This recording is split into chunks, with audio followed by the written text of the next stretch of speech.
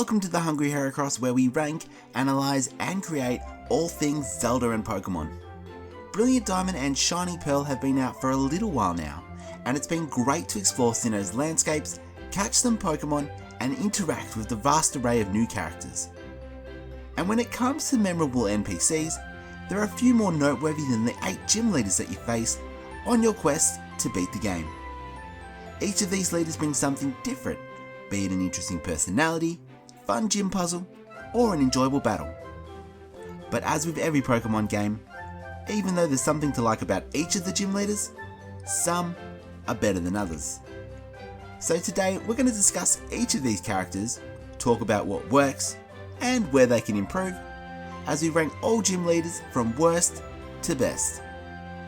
But what makes a gym leader good? It's extremely subjective, so to create this list I'm considering 3 factors. Firstly, each trainer's design, including their aesthetics and personality. Secondly, the gym, including the gym puzzles. And lastly, the gym leader's team, and how well those Pokemon reflect the leader's type and the Sinnoh region as a whole. For all of these games, I'm only factoring in aspects from the Brilliant Diamond and Shining Pearl games. So even though some Sinnoh leaders flourish in Platinum, the anime, or the trading card game, those appearances won't be factored in. So with that all out the way, we've got 8 gym leaders to rank, so let's jump to it. Starting off this list we have Byron, the steel type specialist of Candice City. Unfortunately for this bearded brute, I found Byron the easiest to place on this list, because across the board, he isn't up to par with Sinnoh's other gym leaders. But before we dive into those negatives, I want to take a look at aspects that do work for this character. His gym has elements similar to the scaffolding of a building. Scaffolding involves steel, so he hits that thematic note. The gym puzzle is pretty good, and I enjoy ascending up the platforms for that final confrontation. Yes, it's an illogical and impractical gym structure that would not be approved by WorkSafe, but it's Pokemon.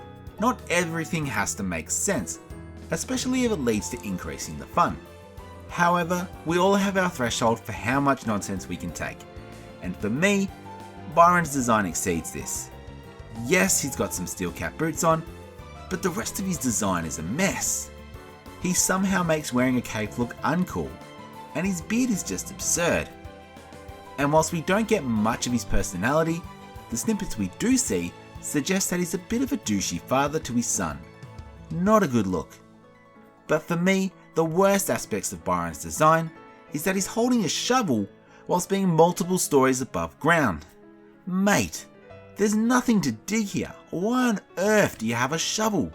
But whilst his design is easily the worst in the game, his team isn't too bad, albeit not perfect. My favourite aspect of his team is that his ace, Bastiodon, is a fossil, and it's a nice counterpart to his son Rourke's Cranidos, who you fight in the first gym. Same goes for Steelix, who mirrors Rourke's Onix. But rounding out his team is Bronzor, and whilst I love him showing off the Sinnoh Pokemon, this really should be a Bronzong, given it's exceeded the level needed for evolution. Byron using only 3 Pokemon as the 6th gym leader is a bit low, considering there are some quirky steel types he could have added to his team, but it's not the end of the world. However, when you add that little nitpick, with all the other negatives discussed, it's quite clear that Byron's the worst Sinnoh gym leader. Perhaps the worst gym leader across all regions, but maybe that's a video for another day. The first gym leader of the game isn't there when you arrive, but I don't mind. It shows that Rourke has a life outside of battling, which is important. Work-life balance. To match the rock aesthetic, Rourke seems to like being in the mine. Well, at least I think he does, because he's not actually doing anything when you meet him there. He does have his mining gear on, and it looks good in all art styles used in the game. I'd almost say he has the best looking chibi sprite out of all the gym leaders. As I touched on earlier, Rourke is related to Byron, but Rourke has a much more likeable personality. He seems like someone you'd want to be friends with. Just a helpful young lad, always there for you. Yet, as pleasant as he may be, Rourke has a few areas to improve on as a gym leader. Whilst I do like his ace in Cranidos, I'm not a fan of him feeling like a Brock clone, using Onix and Geodude as his other two Pokemon. It's a slap in the face for Rourke, who would have been much better off using only one of those Kanto creatures. Better still, he could have used Bonsai or Shieldon, going all in on that Sinnoh representation. At least the battle against him takes place in a cave, which complements the rest of the town. That said, it's a very bare gym and doesn't compete with the intricate structures we see in later gyms. Something for Rourke to work on perhaps, if he wants to climb this list. Next up we have Meilin, the fighting type specialist of Veilstone City. Meilin is a young gym leader who's trying to prove herself at the level, and she pulls off this personality trait better than most in the series. That said, it's not my favourite shtick, which is reflective of her spot in this list. Like most fighting type gym leaders, Meilin has martial arts getup and fights in a dojo themed gym. I quite like her look and style, especially her pink hair. I'm pretty envious. However, her gym leaves a little to be desired. Whilst the puzzle is a neat challenge, there's something about the room design that just doesn't work for me. I find the grey shades below don't contrast well, and that the gym itself is rather bland. I think this improves in Platinum, but for now, I'm just considering the Brilliant Diamond and Shining Pearl games. Meilin does make up for this with a rather solid team. Her ace is Lucario, arguably the most popular and well-loved Pokemon from Sinnoh, and it's great that she gets to show it off. There isn't a plethora of fighting types in the region, so I don't mind her having Machoke and Meditite to round out her team. I mean, it would have been nice to see Croagunk or Toxicroak, but it's fine. Kinda like my overall thoughts on Meilin. Just fine, but nothing too special. Look, I get it, Vulcan is many people's favourite Sinnoh gym leader, maybe even their favourite of all time, but in these games specifically, he's just middling. He's got some great attributes, but I think Vulcan is a character that flourishes in other Pokemon media, such as in the manga and anime, especially with his team, which is one of the most disappointing things in the game. To start with, he's only got 4 Pokemon, which just feels incomplete for the final gym leader. Despite being an electric specialist, Vulcan's team only consists of 2 electric Pokemon, with the other 2 being Octillery and Ambipom. The Octillery makes some sense, electric Pokemon are weak to ground type attacks, Octillery being a water type is super effective against those, but what's the point of Ambipom? I may be missing something here, but the only thing this little creature brings is the emphasis that Sinnoh has given evolutions to Pokemon from previous generations. But why choose Ambipom? Sinnoh has 2 electric Pokemon that do just this, in Magnezone and Electivire, but neither are on the team. In fact, the only Sinnoh electric Pokemon he uses is Luxray, with Raichu rounding out his initial squad. It just doesn't make a lot of sense, especially when you've got the Generations Pikachu clone in Pachirisu, and the ever popular Rotom for him to use instead. In pretty much all other Pokemon media, Vulcan has a really good team that better represents Sinnoh, but Brilliant Diamond and Shining Pearl just do him dirty. Well, at least until the rematch. But we're not all about negativity on this channel, so let's look at some positives, starting with the character, which is a rather unique one for the series. He is fatigued in his job, wondering if there's more to life, and it's highly relatable for a lot of people. I would have loved to see this play out further if he was more involved in the main story, but it's a good character design nonetheless. Although I wouldn't recommend using up all of your city's electricity to fix your gym when you're down in the dumps. Kinda selfish, everyone needs electricity. Would however recommend trying to find someone like Flint in your life. Seems like a good lad. But speaking of the gym, it's a fun puzzle trying to maneuver your way across the rotating platforms to reach the blonde, soft rock guitarist looking leader. Whilst it is one of the better puzzles in the game, I feel that it doesn't match the type speciality as well as the other complicated brain teasers. The gears littered throughout make this feel a bit like a steel type gym, and I think it could have been improved by replacing these with something that matched the electric thematics a little closer. I guess that's similar to his choice of team, so maybe they were going for something here. Fantina is a contest superstar who you meet early in the game, but who refuses to battle you until you've earned a few more badges. It shows a touch of arrogance and prestige, which match her character nicely. Fantina's a star and she knows it. Heck, we all know it. Her design is quite elegant, and her outfit is one of the best in the entire series. Her dress has the same shape as her ace, Miss Magius, whilst having the cross from Drifblim incorporated into the side. It works so well, but it's a small detail that can go unnoticed. But whilst the chibi art style was kind to some, I don't feel it flattered Fantina all that well, with her character losing a bit of charm in the cinematic leading to the battle. But what a battle it is, one of the best in the game. She showcases 2 new ghost type Pokemon, accompanied by the imposing and ever popular Gengar. This is the type of generational representation that I love to see in gym leaders. A team predominantly of native Pokemon, with a mainstay from an earlier gen. I guess with ghost type it's a little bit easier because there isn't as many Pokemon to work with, but she deserves the plaudits. But, and it's a big but, for all of Fantina's beauty and charm with contest prowess, her gym is pitiful. As you walk into the first room, it gives an eerie presence, and the expectation of a nice, spooky themed gym is high. But then the game tries to play some sick joke and has the puzzle be maths equations. Maths isn't meant to be scary, and it's definitely out of place here. It's just so weird and so ridiculous, but not in a good way. With the questions being so easy, you can skip all the trainer battles and go straight to the top to fight Fantina. Yet even that feels slow and tedious, with the elevator being a chore, especially compared to Byron's high-speed scaffolding transport.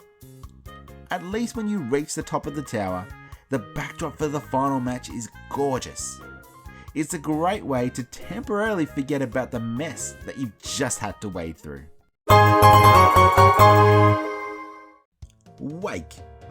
Crash Awake, seems intimidating, with all the NPCs around the gym seemingly nervous to misname him. He stands tall, with a large, wrestling-esque physique, even down to that novelty headpiece. The change in art style does make him look less muscular than other iterations, but it's a pretty strong design still. Looking at his mask or headpiece, it reminds me a bit of Gyarados with the fins and head. His pants and wristbands also match his ace Floatzel, which of course I'm a big fan of. However, I do have one nitpick with Wake, and that's his team. Floatzel's a great ace. Sinnoh water Pokemon makes sense. Gyarados is intimidating, matching his persona, and matches up well against those pesky grass types. Great. And Quag's got a chunky bod and provides an electric immunity. Much needed. The team works. But Sinnoh has such a great array of water type Pokemon that there really should be more than one on this team. In particular, Gastrodon has the exact same typing as Quag, and whilst I much prefer Quagsire personally, it would have been far more appropriate to have that on the team than a Quagsire. If not that, then give Wake a 4th Sinnoh water type Pokemon like Luminion. Little team nitpicks aside, Wake is a great gym leader, and we haven't even got to the best part, his gym. The water backdrop for battles here is beautiful, one of my favourites in the game. The water puzzle, whilst a little impractical, is a lot of fun. It's very reminiscent of water dungeons in the Zelda series, where you need to change the level to progress. It's ticks on all fronts. Coming in second on this list is the most on-the-nose named trainer since B-Rock. It's Candice.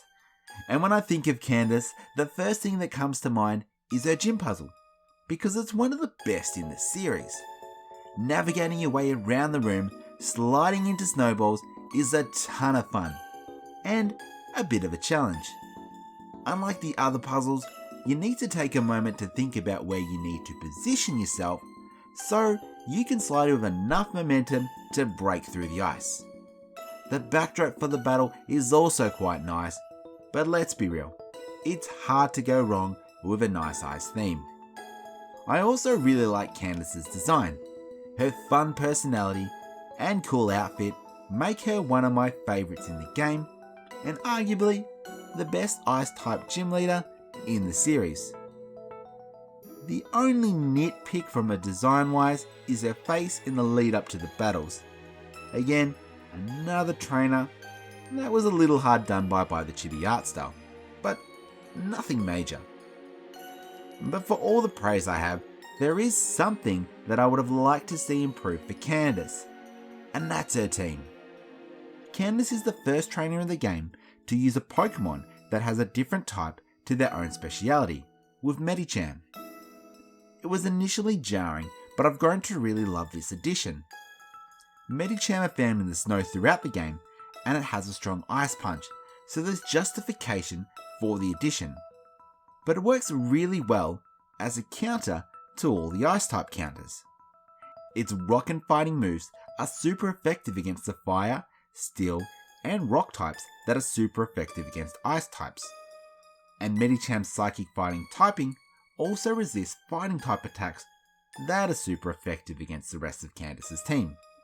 It means that players can't power through the ice gym with just that one Pokemon that's super effective against ice. But the Medicham is not the issue here. The issue is Sneasel. Sinnoh gave Sneasel an evolution into Weavile, and it doesn't make much sense as to why Candice doesn't have the evolved form on her team. It better represents Sinnoh, and it provides a tougher challenge. Lastly, while her Ace Abomasnow is great, we get a double up of an evolutionary line with Snova. I can excuse a double up when there isn't many types available in the region, but come on, we've got Glaceon, Frostlass, and Mamoswine, 3 perfectly apt and suitable ice types that would have fit well onto Candice's team.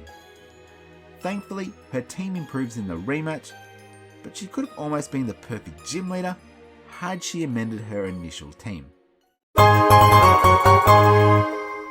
So we've reached the number 1 spot on this list, and for me, the best gym leader in Sinnoh has to be Gardenia. I thought I was alone in this, but when I did a poll on Instagram, Gardenia actually tied with Vulcan as the most popular. Yes, that's a little plug to go check out my Instagram where I post pictures of plushies and run polls like this, description down below. But I do think that Gardenia is criminally underrated. To start with, her look is near perfect.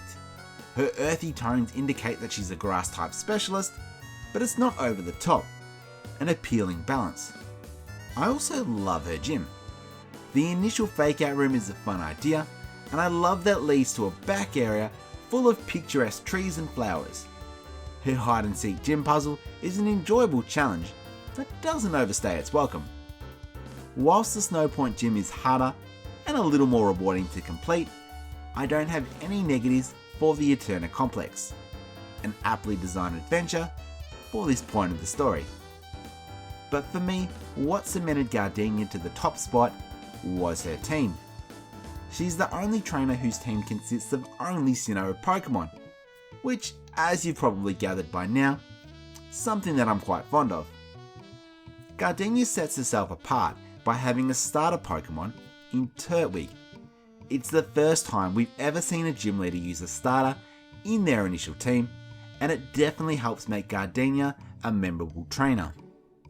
She also uses a Roserade, which is a new evolution to a previous Pokemon, further showcasing Sinnoh's love of giving evolutions to previous generational Pokemon. It's for all these reasons that I consider Gardenia to be the best gym leader in Brilliant Diamond and Shining Pearl. But enough about what I think. I want to hear your thoughts, so post your rankings down in the comments. If you enjoyed this video, please give it a like and share it with a friend. If you haven't already, consider subscribing to the channel so you don't miss any future Pokemon or Zelda videos. With Legends Arceus on the way, you can expect some future ranking and analysis videos on that game in the coming months. If you're interested in seeing a Heracross plushie and his friends get up to mischief, then follow me on Instagram and TikTok, links down below. But until then, I hope you stay safe, stay kind, and I'll catch you next time on the Hungry Heracross.